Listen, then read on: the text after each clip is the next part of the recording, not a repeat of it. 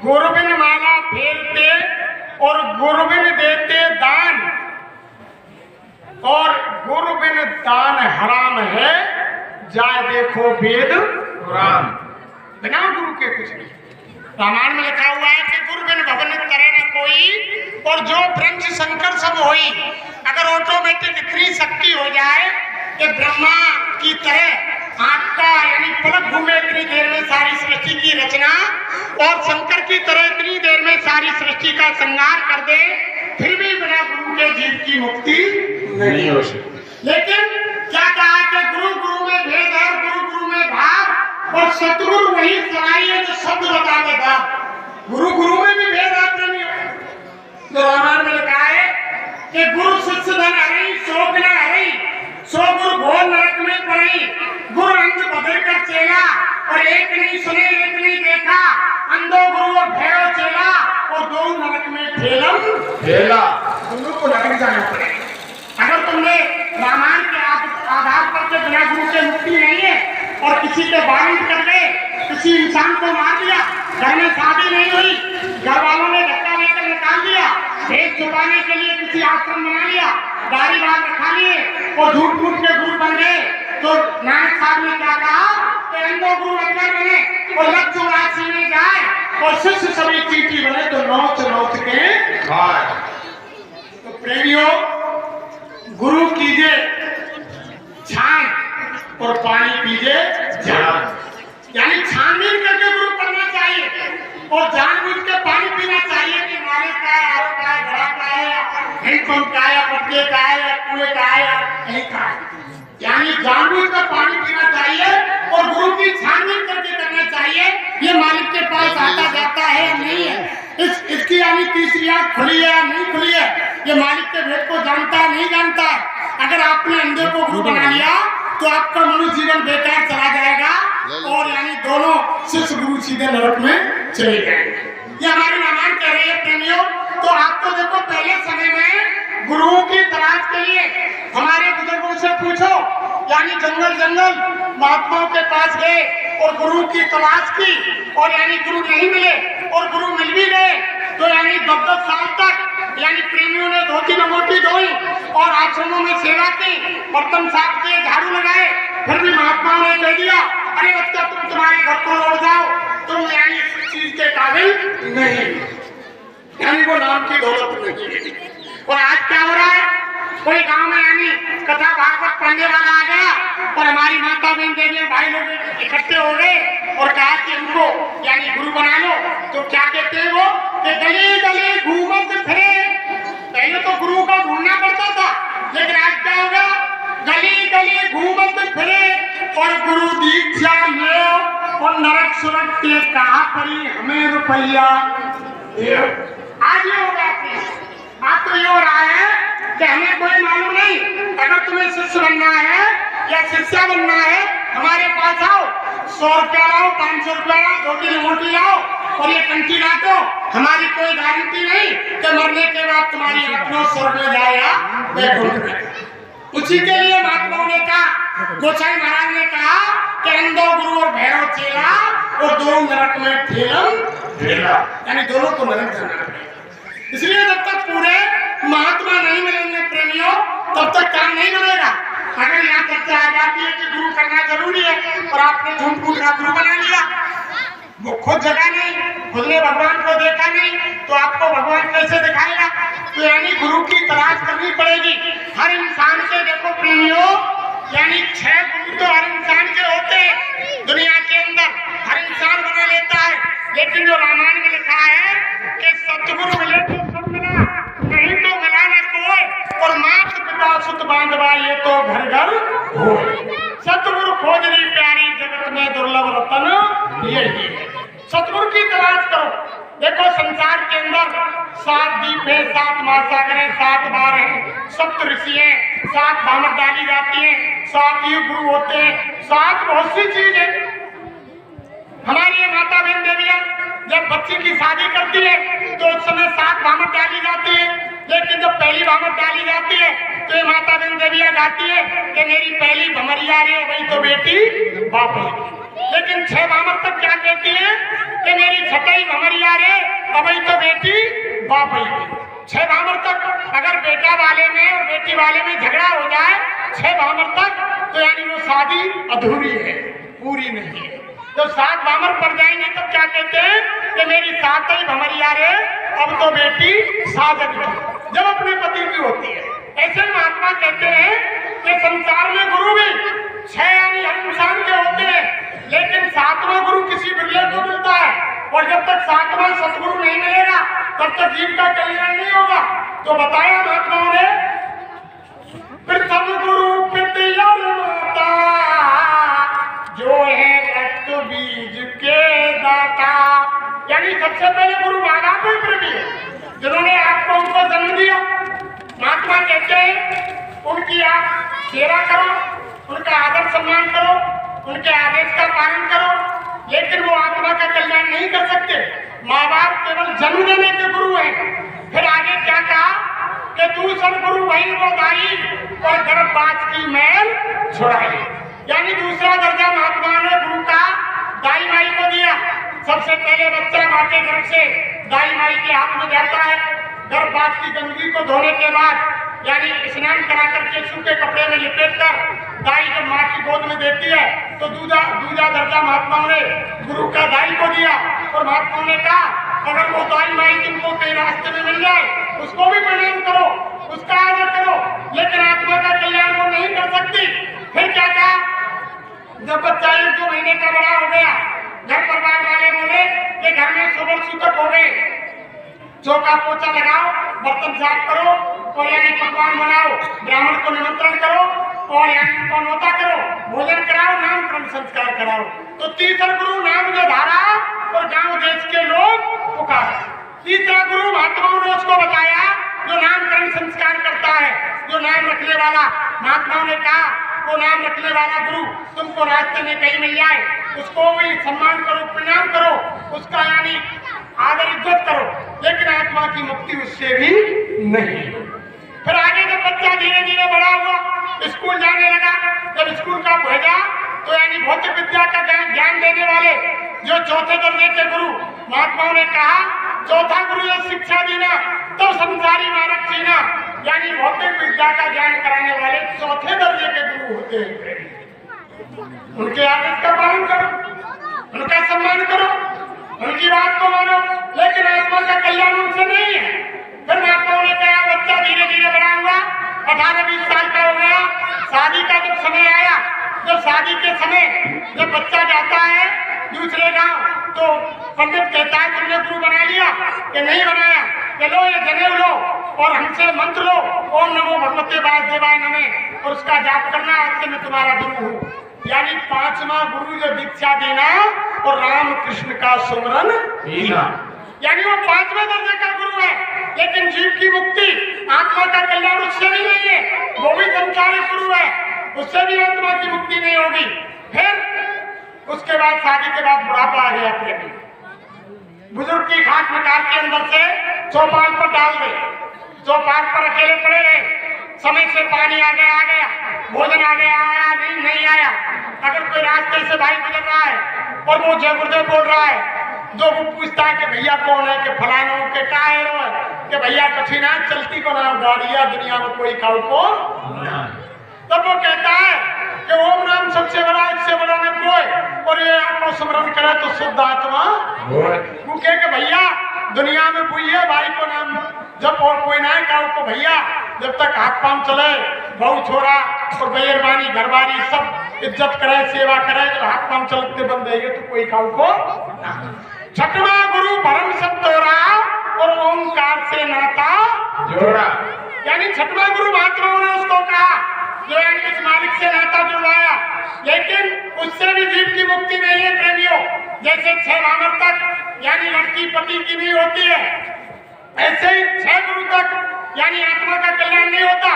फिर महात्माओं ने कहा 7वां गुरु यानी सत्य शब्द रखावा और जहां का जीव तहां, यानी जब तक वो 7वें सतगुरु नहीं मिलेंगे जहां से जीवात्मा आई है, उस देश में जब तक जीवात्मा नहीं पहुंचाने वाले वो सतगुरु को मालिक नहीं मिलेंगे, तब तक जीव का कल्याण नहीं होगा।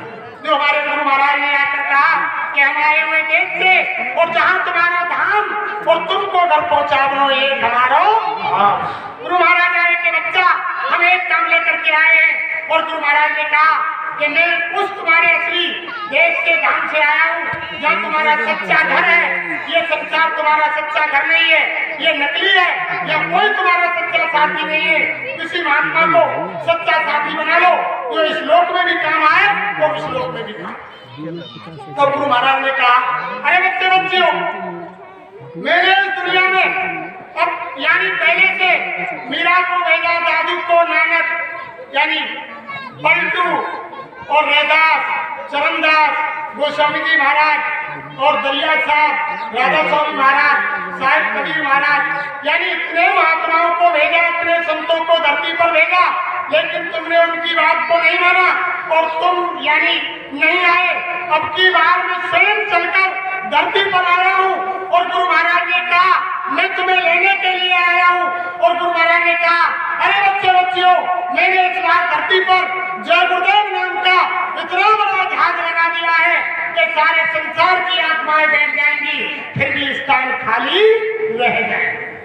छोटा मोटा जहाज गुरु महाराज ने नहीं लगाया, अब की बार इतना बड़ा जहाज लगाया है, और फिर भी अगर आप नहीं चढ़ पाए तो आपके बराबर हमारा कोई जीव नहीं है। फिर मनुष्य शरीर बेकार चला जाएगा। जल जन्मांतरों तक आप जानवर, पशु, पक्षी, कीड़े मकोड़े बना दिए जाओगे, पेड़ पौधे बना दिए जाओगे, फिर ये मनुष्य शरीर मिलने का अवसर नहीं मिलेगा। इसलिए बाबा जय गुरुदेव कह रहे उसी प्रसंग पर आ जाओ जब माँ के गर्भ के अंदर जब बच्चा औंधा लटका हुआ था, प्रेमियों, औंधा लटका हुआ था, उस समय यानी माँ के मलमूत्र की बदबू और माँ ठंडा गर्म चटपटा तीखा जैसा भोजन करती, उसकी यात्रा जीव को माँ के गर्भ में होती। और उस समय ना वो हिंदू, मुसलमान, सिख, ईसाई, ना ब्राह्मण, क्षत्रिय, वैश्य, शूद्र, कोई कौम, कौमियत, कोई धर्म नहीं था उस समय। यानी वो नंगा माँ के गर्भ में पड़ा हुआ था और भगवान का तार जुड़ा हुआ था और भगवान की आवाज को सुन रहा था। उस समय उसने उस मालिक से प्रार्थना की कि दीन दयाल वृद्ध संभारी, हरौ नाथ मम संकट भारी। हे दीनों के दयाल, हे दीनानाथ, तू मुझ पर अब दया कर, कृपा कर, मेरे ऊपर पहाड़ से भी भारी संकट पड़ा हुआ है। क्यों? उसको कई जन्मों की याद थी और उसे मालूम थी कि मैं पहले जन्म में कौन था। तो उसने मालिक से प्रार्थना की, तू अब की बार दया करके मुझे काल कोठरी घोर नरक से जल्दी बाहर निकाल। अब की बार तो मैं भूल गया, लेकिन अब की बार नहीं भूलूंगा। जाते ही जमीन पर कोई दूसरा काम नहीं करूंगा। गोसाई महाराज ने रामायण में क्या लिखा कि अब प्रभु कृपा करो ये भांति और सब तज भजन करूं दिन राति। अरे प्रेमी, आप हम सब ने माँ के गर्भ में, हिंदू ने, मुसलमान ने, सिख ने, ईसाई ने, ब्राह्मण ने, क्षत्रिय ने, वैश्य ने, हरिजन ने उस भगवान का, खुदा का, अल्लाह का, गॉड का ध्यान का, भजन का, प्रार्थना का यानी इबादत का बाजा माँ के गर्भ के अंदर किया।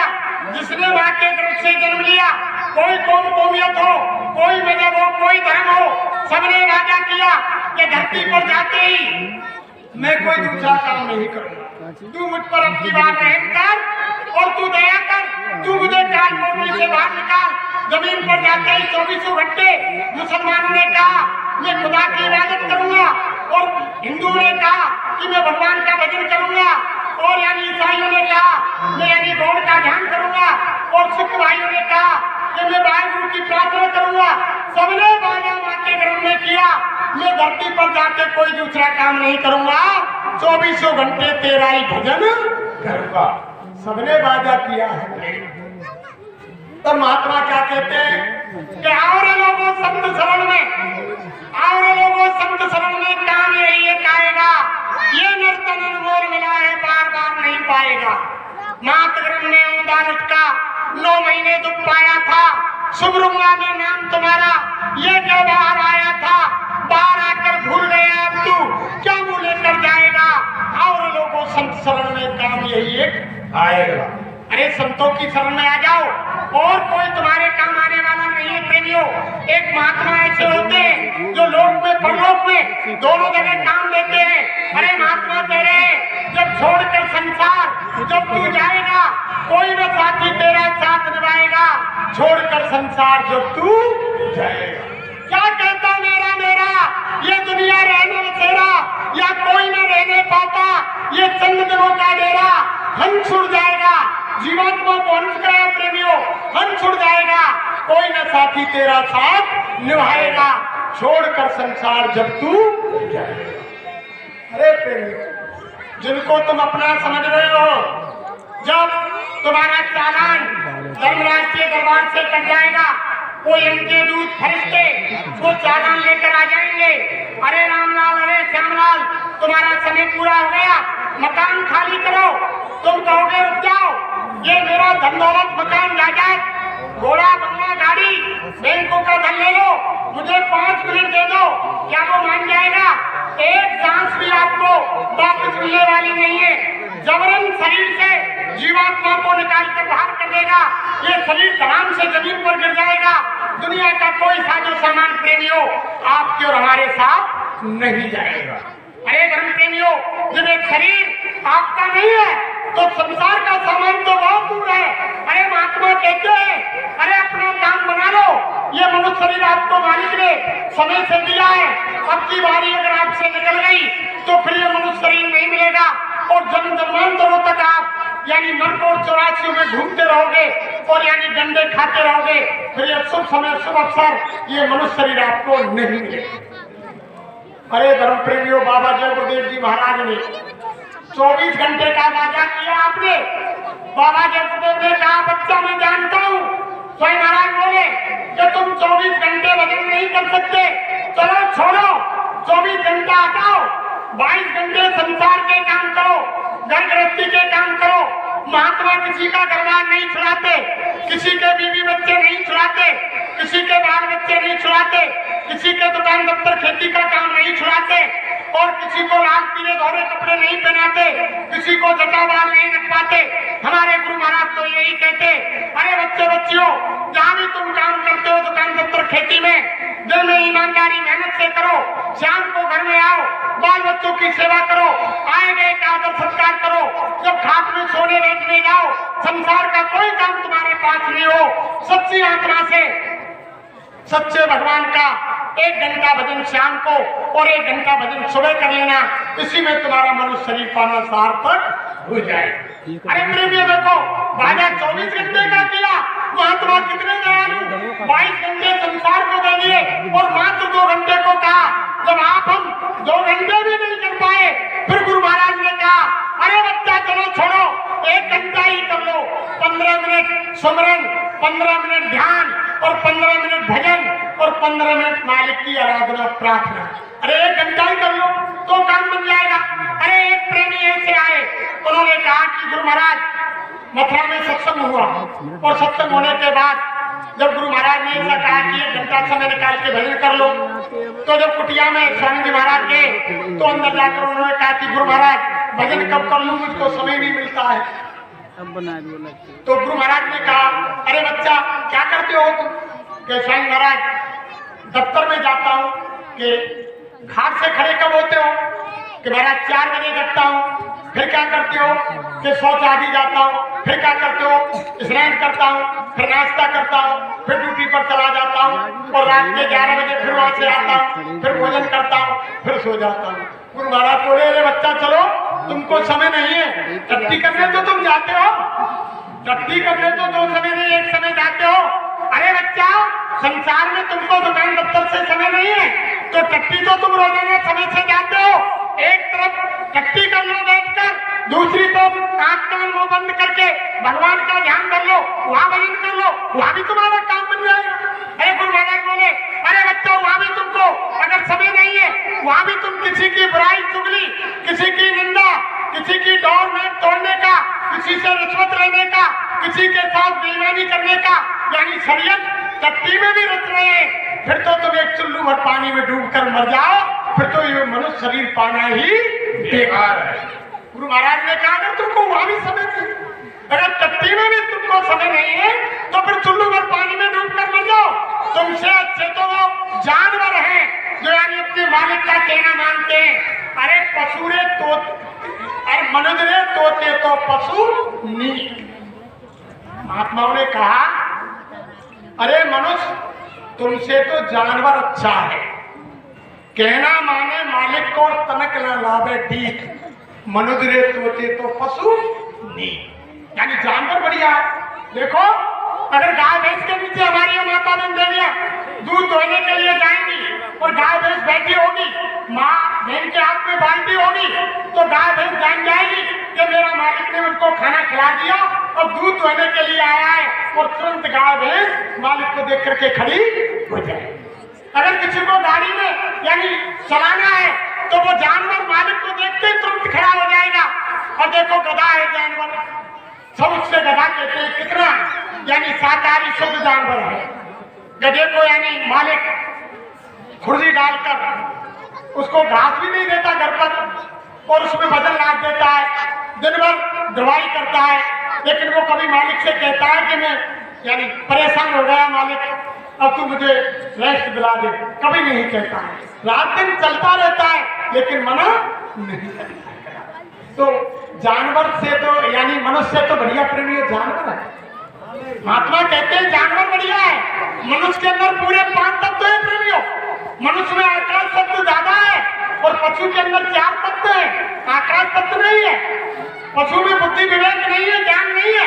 मनुष्य में ज्ञान है कि क्या चीज खाने की है, क्या चीज नहीं खाने की है, और जानवर में बुद्धि ना होती होगी, वो समझता है क्या चीज खाने की, क्या चीज नहीं खाने की। अगर जानवर के चारे में, जो शाकाहारी जानवर है उसके चारे में मांस का टुकड़ा डाल दिया जाए और किसी बर्तन में शराब भर के रख दी जाए, वो मुंह नहीं मारेगा, ना शराब को पिएगा ना मांस को खाएगा, अलग हट जाएगा। लेकिन मनुष्य के अंदर बुद्धि है, फिर भी नहीं जान रहा क्या चीज खाने की, क्या चीज नहीं खाने की। अरे महात्मा कहते हैं कि शराब, अंडा, मांस, मछली ये मनुष्यों का भोजन नहीं है, किसी भी धर्म शास्त्र में नहीं लिखा हुआ है।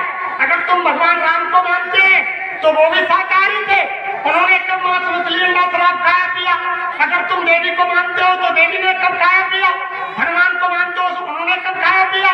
अगर भगवान कृष्ण को मानते हो, मोहम्मद को मानते हो और यानी रहीम को मानते हो और यानी मोहम्मद साहब को मानते हो, किसको मानते हो? जिन महात्मा, औलिया, फकीर, अवतारी शक्तियों को मानते हैं सब शाकाहारी, जिन्होंने मांस मछली खाया।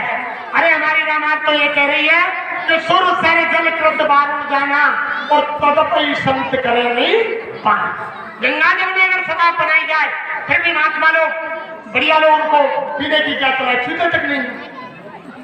और मुसलमान भाइयों की यानी कुरान शरीफ में लिखा हुआ है कि शराब का एक कतरा जिस जिस्म पर गिर जाए उस जिस्म को काट कर फेंक दिया जाए, फिर भी उसकी गुनाहें माफ नहीं होंगी।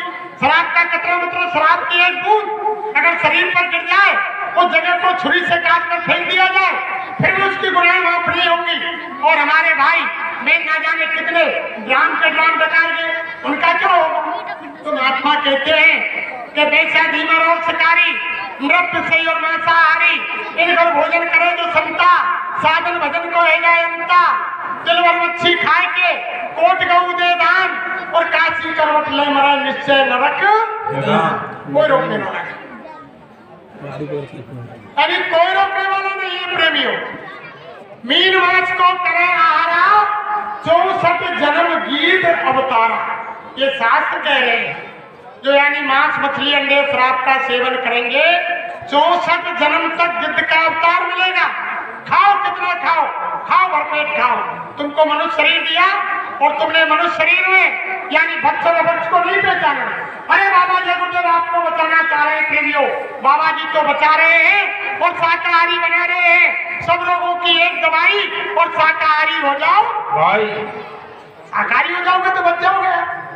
अगर आप शाकाहारी नहीं हुए, आगे समय इतना भयंकर आ रहा है। एक 2019 के अंदर एक कोरोना नाम की ऐसी बीमारी आई, सारे भारत ने विश्व को हिला दिया। सारा प्यार मोहब्बत खत्म, बाप बेटा का प्यार खत्म, माँ बेटी का प्यार खत्म, सास बहू का प्यार खत्म। यानी अपने ही मरीज की शक्ल नहीं देख पाए। अगर किसी को घर में कोरोना की बीमारी लग गई, माँ बाप को लग गई, माँ बाप पुकार रहे हैं, अरे बहू बेटा बचाओ।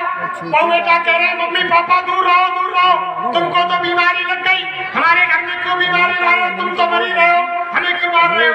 अगर बहू बेटा को लग गई तो माँ बाप कह रहे हैं दूर रहो दूर रहो। अरे प्रेमियों प्यार वापस खत्म हो गया। और बाबा जी गुरुदेव कह रहे हैं कि वो तो एक फिल्म का टेलर था, टेलर।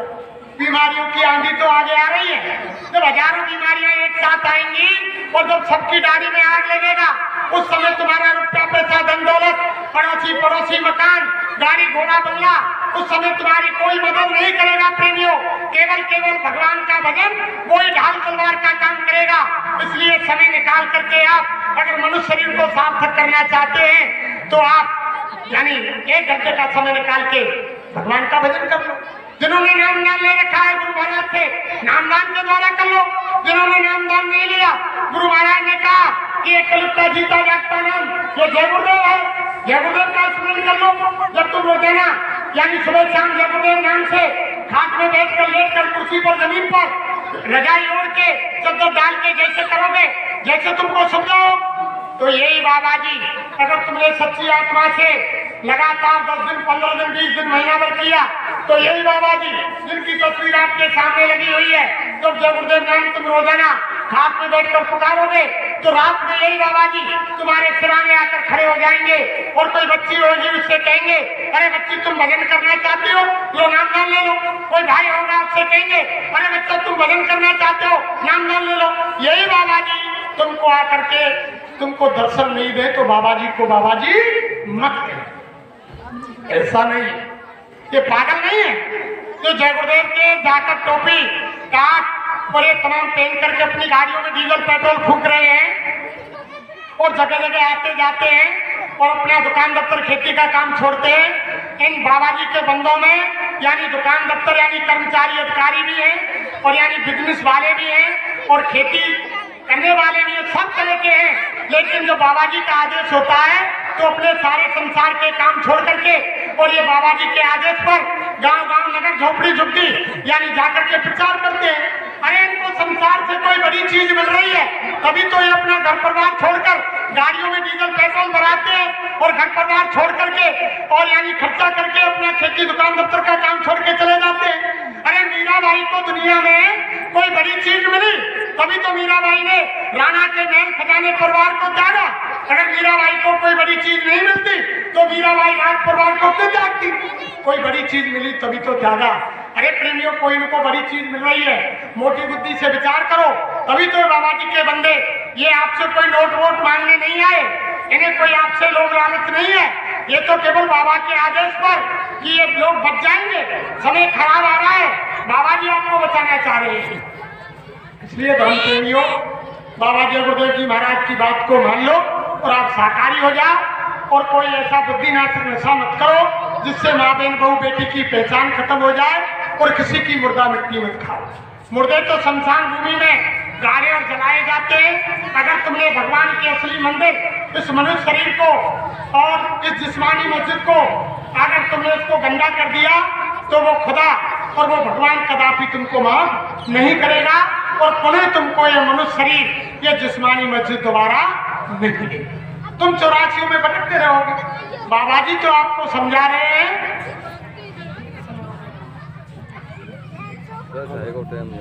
देखो प्रेमियों ये तो गुरु महाराज आपको बताना चाहते हैं, समय के बारे में आगाह कर रहे हैं और आप समझ जाए। और ये तो बाबा जी की अर्जी है और आगे आपकी मर्जी है। वो आपकी मर्जी का खेल है, वो तो केवल कह रहे हैं आपसे, लेकिन इंसान करता वही है जो चाहता है और भगवान क्या कहता है कि होता वही है जो मैं चाहता हूँ। लेकिन हमारे गुरु महाराज कह रहे हैं अरे तू कर वही जो मैं चाहता हूँ और फिर होगा वही जो तू चाहता है। कब होगा? पहले मन की बात को मानेंगे, जब उस काम को करेंगे जब हम जाएंगे फिर वो। लेकिन हम पहले ही कह रहे हैं इंसान करता वही है जो चाहता है लेकिन होता वही है जो मालिक चाहता है। तो प्रेमियों पहले इनकी बात को मान लो, जब तुम इनकी बात को मान लेंगे फिर वही होगा जो आप चाहेंगे। इसलिए समय निकाल करके प्रेमियों भगवान का भजन कर लो आज का दिन बहुत सौभाग्यशाली दिन है। गुरु महाराज यहाँ इस पावन धरती पर बरौली गांव की धरती पर पधारे और जहाँ संत महात्मा यानी पधारते हुए तीर्थस्थल बन जाता है, वहाँ उनके कण कण में यानी वो ऊर्जा बन जाती है। महात्माओं के वचन कभी प्रेमियों खाली नहीं जाते हैं। देखो, महात्मा बहुत छोटी मोटी पावर नहीं होती है, महात्मा बहुत बड़े पावर होते हैं। देखो, मैं आपको बताऊं, टोंक जिले में धन्ना जाट वो बड़े भगत थे। शुरू से उनकी भक्ति में प्रवृत्ति थी। एक दिन वो अपने खेत में हल चला रहे थे, खेत रास्ते के सहारे था। एक महात्मा जी आए, महात्मा जी ने देखा, पूरे पहुंचे हुए महात्मा थे कि ये तो बड़ी पुण्यात्मा है और ये तो यानी पकड़ने लायक आत्मा, इनको नामदान दिया जाए और इनको भगवान के भजन में लगाया जाए। तो महात्मा रास्ते को छोड़ करके धन्ना भगत की तरफ मुड़ गए और धन्ना से आवाज लगाई, ए भगत इधर आओ, बैल रोक दो। धन्ना ने महात्मा को देख करके बैल रोक दी। अब महात्मा बोले, अरे भैया भगत, बैल खोल दे और पेड़ के नीचे बांध दे, छाया में। बैलों को बांध दिया और धन्ना भगत को पेड़ के नीचे बुला लिया। जब प्रेमियों पेड़ के नीचे बुला लिया तो महात्मा जी ने धन्ना को सत्संग सुनाया। अरे बच्चा, तुम जानते हो कि मनुष्य शरीर किस लिए मिला है? तो धन्ना ने कहा कि बाबा मैं जानता हूँ, मुझे मालूम है कि ये मनुष्य शरीर यानी संसार में गर्भस्थी का पालन करने के बाद भगवान के भजन के लिए, आत्म कल्याण के लिए मिला। तो बच्चा कोई गुरु बना लिया कि भाई गुरु तो नहीं बनाया। अरे बच्चा देखो, बिना गुरु के तुम्हें वो भगवान, वो परमात्मा नहीं मिलेगा। तुम बैठो, यानी 8 घंटा सत्संग सुनाया और सत्संग सुनाने के बाद महात्मा ने धन्ना भगत को नाम की दौलत बख्शीश कर दी और नामदान दे दिया। और नामदान दे करके आँख कान बंद कराए। आँख कान जब बंद कराए तो ऊपर का नजारा महात्मा ने धन्ना भगत को दिखला दिया। 2 मिनट जब ऊपर का नजारा देखा तो धन्ना भगत बड़े खुश हुए। महात्मा ने कहा, धन्ना आँख खोल दो। जब आँख खोल दिया, अरे के बच्चा कुछ देखा कि हाँ तो महाराज, वो तो बड़ी आपकी बहुत दया हुई, बड़ा नजारा देखा। वो नजारा संसार में है ही नहीं कि बच्चा रोज करना, इसको छोड़ना मत। यानी दुकान दफ्तर खेती का काम करने के बाद समय निकाल करके रोज करना, नागा मत करना। और धन्ना भगत रोजाना काम करे और यानी शाम को सुबह समय निकाल के भगवान का भजन बैठकर करें। और तो उनका यानी जब उनको ऊपर के मंडलों की सारी चीज दिखाई देने लगी, जब वो सत्संगत में जाए, महात्माओं के और यानी भक्तों के बीच में जाए, कोई बाड़ी मुंह से निकाल दे, वो सत्य हो जाए, तो लोग धन्ना की पूजा करने लगे। दूर दूर से लोग धन्ना के पास आने लगे। जब आने लगे, एक दिन क्या हुआ प्रेमियों, यानी ये समय था जब गेहूं बोए जाते, नवंबर का महीना था, खेत की बुवाई शुरू हो गई थी। धन्ना भगत एक सत्संग में अपना झोला उठाकर जाने वाले थे। उनके यानी पिताजी घाट पर रास्ते में लेटे हुए थे, घर से निकले थे। तो उन्होंने पूछा कि बेटा धन्ना कहाँ जा रहे हो? कि पिताजी मैं सत्संग में जा रहा हूँ।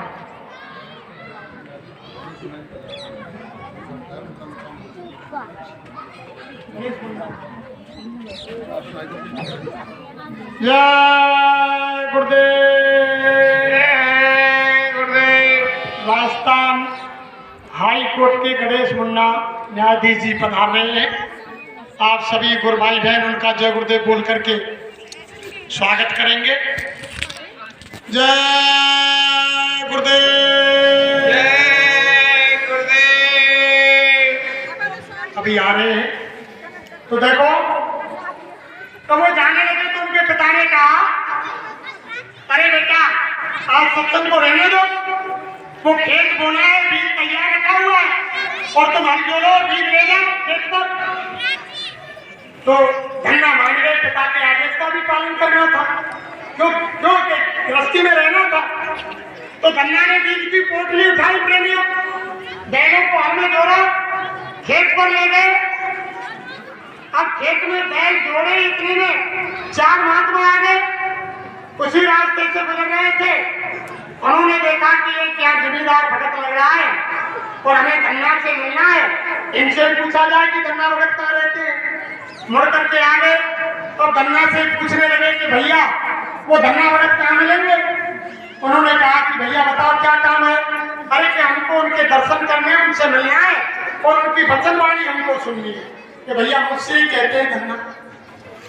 तो आ जाओ, पेड़ के नीचे बैठ गए। अब सत्संग सुनाया।